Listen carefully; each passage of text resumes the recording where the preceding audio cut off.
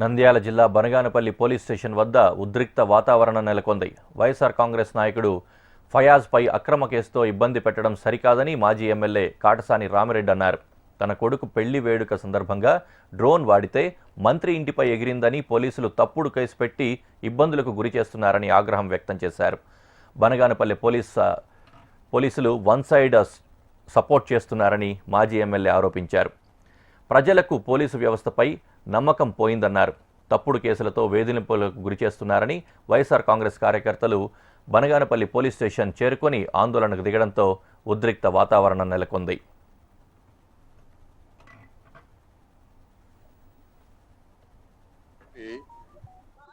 మా ward member మరి అదేవిధంగా వైస్ ఎంపీపీ కూడా, అంటే వాళ్ళ Mrs vice MPP Abdul Faiz వారి అబ్బాయిది మ్యారేజ్ మరి జరుగుతున్న సందర్భంలో బనగానపల్లిలో ఈ యొక్క బీసీ జనార్దన్ రెడ్డి కూడా ఒక 100 మీటర్ల దూరంలో వాళ్ళ ఇల్లు కూడా ఉంది.